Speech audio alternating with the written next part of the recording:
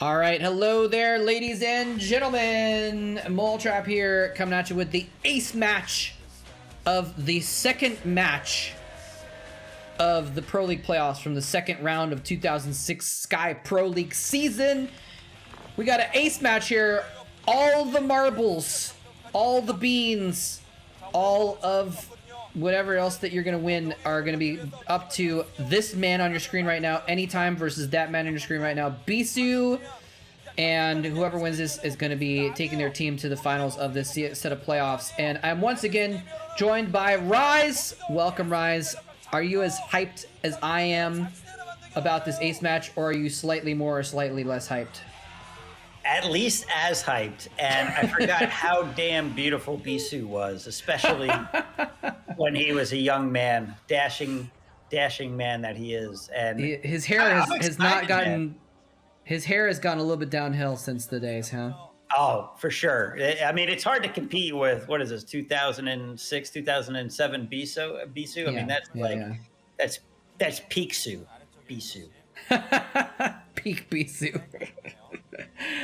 Oh, that's funny. And yeah, someone in chat saying, I haven't heard a countdown to start in ages. Yeah, we've, over the years, technology has advanced to the point that we don't usually need to do that kind of thing, or we cut it out. But since we're streaming this live on Rise's Twitch channel while I'm recording this for my YouTube channel, we got some people watching in chat as well, so hello to them. And yeah, we got a nice little PvP here, ladies and gentlemen. Bisu Kimtaek Young rather is going to be the white Protoss in the bottom left of the map, and anytime is going to be the teal Protoss in the top of the map. This is the map Peaks of Baekdu, not Shin Peaks of Baekdu, which was actually one of the maps in the map pool for that MSL, one of the MSLs that Bisu won later on. I say it past tense, even though it's future tense for this particular game. This is just Peaks of Baekdu, which is characterized by a lot of small chokes in the middle. I guess I can put up the map here real quick on the screen for anyone that's watching on YouTube at least. But yeah, wide open base, a kind of a ramp going up into an open natural expansion, and then there's a couple of small choke points in the middle. So it's easy to kind of block people going across the map, but there's land routes around the sides. It's very circuitous.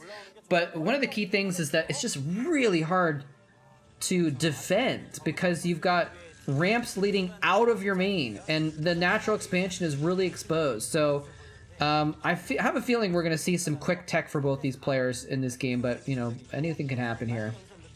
Yeah, I mean, you're going to want to either establish map control early if you can, or to your point, just ignore it altogether and go for drop tech, right? Which, based on where we're seeing that gateway position, holy cow, in the mineral line, I got to imagine that we're going to be seeing some drop tech. And this is definitely an odd map. It's in the class of maps that are really long, tall and narrow, like Destination, and really I can't even think of many others. But it leads to some interesting gameplay when you don't have that huge space to work around to set up flanks. It's much more head-on collision directed than that, right? So if you're going to be playing that way, you've got to make sure you're keeping the map in mind and getting your positioning exactly where it needs to be to take the best advantage of that as possible. So yeah. I'll be super interested to see how this plays out, and I'm really excited to see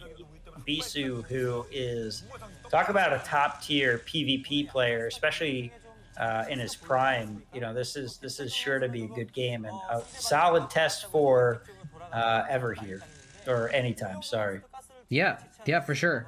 Yeah, and this is an interesting map regarding what you were talking about too, because you know you want to be able to set up flanks and surrounds and stuff like that. But I mentioned there are small choke points. So 2 of the choke points through the middle of the map are only wide enough for a zealot to fit through.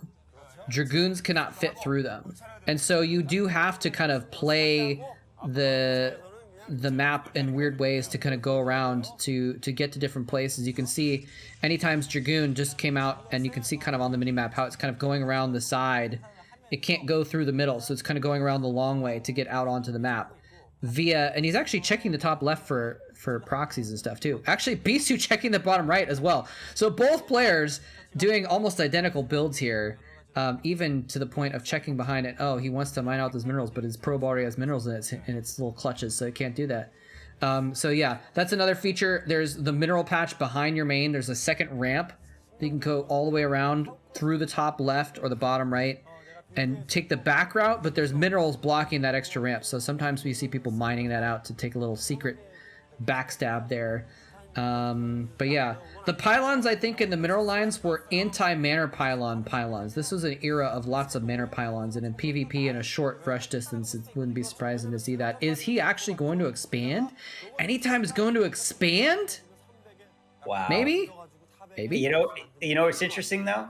That destination we were just talking about, a similar looking map and shape, also has the backdoor minerals. And it does expand. True. So I never realized that they both of these maps have that same feature. I'm not sure it's really a feature. But we are seeing, of course, the Robotech is now out and starting off with an observatory, which I like. I think it's the safer play, and it certainly gives you... It helps avoid losing an early Reaver for sure if you can get that out first. And I think we're going to see the same from Anytime here, who is starting to jump up the gateways too, going up to that 3 gate, which I think we've got mirrored. Bisu's already on 2 gates. I don't see a third, and Bisu's going to get his expansion going as well, although a little bit later. I don't think it'll have any material impact and difference to gameplay by the time his is up and running, but certainly a little divergence in the builds. Yeah, definitely a little divergence. Yeah, I mean, you always want to get your expansion up a little bit earlier. Anytime has done so, and he's not at too much risk right now. I'm like, they're just now both getting observers out. I'm not sure kind of what their decision making was as far as how they determined, but I'm sure they kind of were able to even like, you know, read their opponent's Dragoon count and be like, okay, well, he's doing this, and I bet he's expanding, and maybe it's the meta on this map. I don't know. I'm not super up to date with the 2006 PvP meta on Peaks of Bakedu. He was gonna try and catch the opponent's observer coming into his base there, but didn't quite work out. So yeah, it's gonna be a little bit of time before we see anything. They both got robotics facilities, they're both getting observers, but I'm a little bit surprised to not see like robotics support base going down. And just as I'm in the middle of saying that, they show Anytime's robotics support base, so he's gonna be the first to get to the Nexus and the first to get to Reavers at this point. Yeah, and I'm curious if Bisu is going to do the same in response here. And what's interesting is Anytime was already on 3 gates for a while, and Bisu is just getting it now, which just always begs the question, what was Bisu spending his money on instead of getting that 3rd gateway and producing additional Dragoons? Now, Anytime might have made it just out of a backup in case Bisu was rushing him a little bit more than he thought he was. And you know, then you've just got the insurance of being able to make more Dragoons and Zealots if you need to. So he might not have produced a lot more. And frankly, looking at the Dragoon count, it doesn't look like he really utilized those 3 gateways very much. But Bisu is getting ready to defend against a potential Reaver drop. But I haven't even seen a shuttle out yet. And Bisu actually, again, some more build diversions here, going for the Citadel, maybe for leg speed. Probably not for DTs. I can't imagine DTs working too well on this map, although it would be an interesting way to block that really small pathway if the opponent was trying to stream some Zealots over and really just mess with the AI completely, right? So there's potential for some silly things to be done there. It could be that Anytime is just saying like, okay, well, clearly this is developing into a macro game. I'm going to try and get to Templar tech and get high Templar out. He's got a couple Reavers, but you know, the later the game goes, you're going to want to get into Storms rather than Reavers in the super late game usually. And there's the Templar Archives going up, so that's probably what I'm expecting Anytime is going for here. But we'll see. Interesting. We see both players again keeping track of the corner bases. Often a good place to go to get an expansion up would be the top left corner or the bottom right corner. And we saw Bisu I think it was Bisu put a pylon in the bottom right, which looked like it was blocking that Nexus, but maybe he was actually setting up to, you know, put cannons around a Nexus there or something like that. Not sure. But anyway, yeah, both players, it's really kind of interesting that, you know, the other PvP we saw was really action-packed from the start, and 3 gateways and reavers and back and forth, etc. And by the way, they're showing this Dragoon has a kill, which means I think that one of Bisu's observers got sniped. But in this game, both players are content to just macro up and get their macro going, and who knows if we're going to even see any kind of mid-game encounters, or if they're just going to both take thirds and just kind of be like, well, I can't kill you, you can't kill me, so we're just going to wait around a little bit longer. Yeah, this map did not see a lot of play beyond this for a lot of reasons. I mean, it doesn't lead to particularly exciting gameplay early on anyway, I don't think, typically.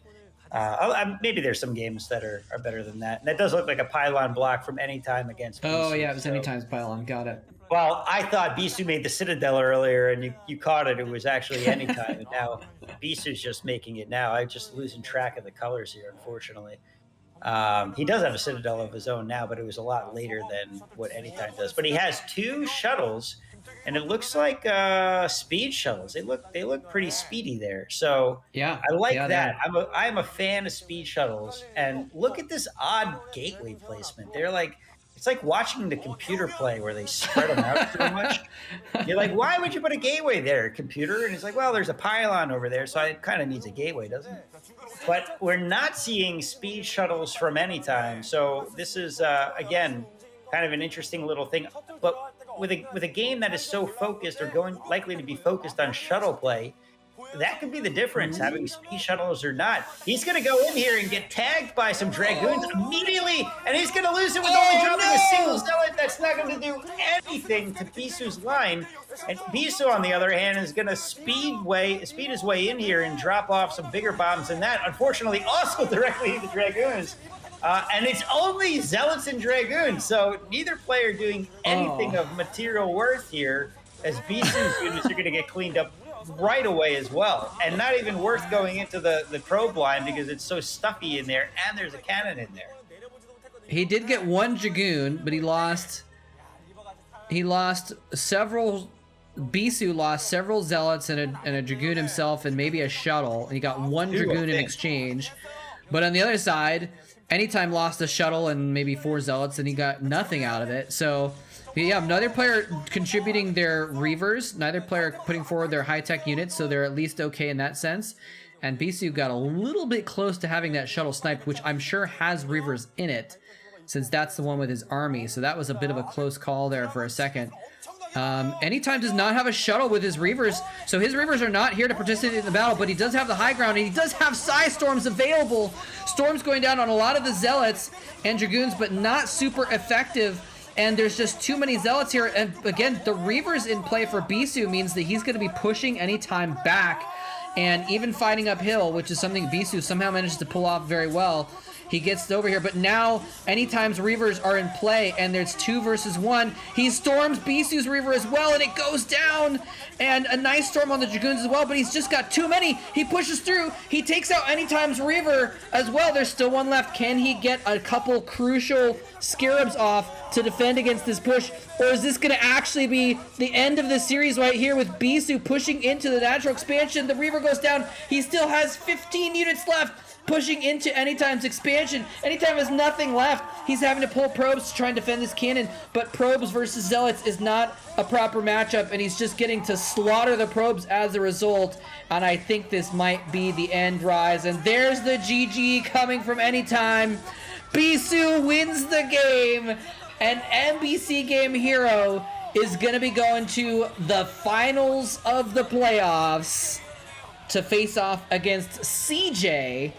And Bisu, you know, again, like I said, this was an opportunity for either of these players to have a redemption arc and win a game after losing the earlier game. And Bisu is the one that gets to redeem himself and clinch the victory for his team after losing the very first game in the series. And just well played by him. And I'm a little bit surprised by that. His Nexus got up later, and he lost more forces in his drop. But then anytime was just like, oh, well, I'm just not going to make a shuttle for my Reavers and I'll fight without him. And Bisu's like, okay, I'm okay with that. I don't know if you saw, he actually sent in an empty shuttle that got just picked off immediately by Bisu's Dragoons as well. I assume it was empty. Hopefully it was empty, because that just would have made the fight even more one-sided. And I'll tell you what, man, it was one-sided. Bisu crushed with that fight. It wasn't even close. And I mean, talk about making a name for yourself as a rookie here in an ace match for a game that's deciding whether or not you go to the finals, and just taking that pressure like it's nothing, and putting on a show, especially a convincing one at that. I think he probably got himself a couple new fans there hiding their faces in the crowd. Yes, indeed. So, they all want to touch the hair. So you can't see this, Rise, but I've got it up on my screen for the viewers just to watch, to see the rankings. So MBC Game Hero, they were a 4th place seed. They beat the Stars to get to this match, and now they've beaten Oz, and they're going to go to the last match against CJ Entis for the final series for this this round. And that's gonna be a good one. It's gonna be a good one. And you know, I can look and see what the first match is gonna be on that one. It's actually gonna be a Zerg versus Zerg, Shark versus Savior. Ooh. Is gonna be that match. So that'll be kind of interesting to see. But anyway, pre max fixing or post? Pre-match fixing Savior. This is Savior when he was the best player on CJ and possibly the best player playing in 2006, because this is actually a few months before Bisu took him out in the MSL, if I remember correctly. Nice. And kind of dethroned him, you know. So so this is like Savior at his peak, basically. So he's going to be playing a ZVZ, and this is also an era when you know, kind of anything can happen in ZVZ. So it was pre JVZ, you know. yeah, of course. So, but this is, like I said, this is several months actually before he was kind of dethroned. Although let me actually just look here. When was his first MSL win? Yeah, so Savior actually. Oh, I didn't realize. I'm actually looking at the dates. The first win that Savior had was the MSL from the 2006-07 MSL, but he hasn't actually won it yet at this point in time, because this is December of 2006, and he actually wins that MSL in March of 2007. So it is still, you can still consider it Savior's prime, but he hasn't actually gotten to be like super bourgeois yet or anything like that. So. Awesome. It's one of the weird things about looking at these old games is you have to like think about the players and then like kind of analyze where they were in their careers when you're trying to figure out how good you can kind of assess them to be in these situations. Yeah, so. Whereas back in the day you could follow the TeamLiquid.net power rankings, right, and see who's at the top and who's not, which or even just look guidance. Or even just look at their current ELO, you know, and stuff like that. Yep. So True. Anyways, so that's the end of this series. Thank you so much, Rise, for joining me for finishing off the last 4 games. What ended up being 4 whole games of this series. And if you haven't already checked him out, go check out Rise, because he's awesome. And any final thoughts on the series in general? Ah, man, this was the fun time of StarCraft, right? I mean, this is where there was a lot of transition happening, and we saw some rookies who become borderline bourgeois, or at least in that club. The only one we're missing is Flash, right? So right. We've got some real top tier names coming out, and it's really fun to watch them before they are who they become. And see how they play, see how they act. See how they like just look different confidence wise going out of, as well as going into, as well as coming out of a game.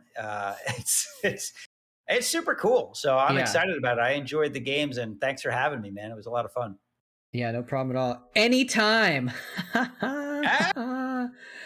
But it is funny to think about. That's one of the reasons why I wanted to do this Star League specifically, is because it's a really interesting transition point where you have Bisu, Savior, for Gigi, all champions before they were champions. And then you also have the ending here where you have got players like Anytime and July Zerg. And let's see, who plays for CJ? Players that used to be Zelos, players that used to be champions or contenders that are kind of like at the end. So it's this really kind of like stage where kind of things are being handed off to the next generation of players. Changing of the guard. Exactly. Changing of the guard. So it's just kind of interesting to see that, like you said, some of the future winners before they won and some of the past winners after they've won in this kind of interesting point in between. So yeah, let's see who else. There was one other one I noticed just a second ago, that Iris. Iris, he wouldn't win, but he got to the finals a couple times, and I think he came in second once or twice, right? He's on the roster. Yeah, he's on the roster for CJ for the finals. So yeah, so it's just a cool moment. But yeah, it's fun to see Bisu take a game here, and I always feel like kind of like sometimes I'll see like Bisu lose a game in 2006, and I'll be like, it's okay, Bisu, you're gonna do really well next year. Don't worry about it. Make him feel better. Yeah. Anyways, all right. Thanks very much, everybody, for watching. Again, the last series in this playoffs is going to be coming up before too long. CJ versus MBC game. And then the winner of that is going to face SK Telecom in another best of 7. So we got potentially 14 more games to go before we determine the actual winner of the Sky Pro League from 2006. And I hope you guys are enjoying it. Thanks very much for watching. GG.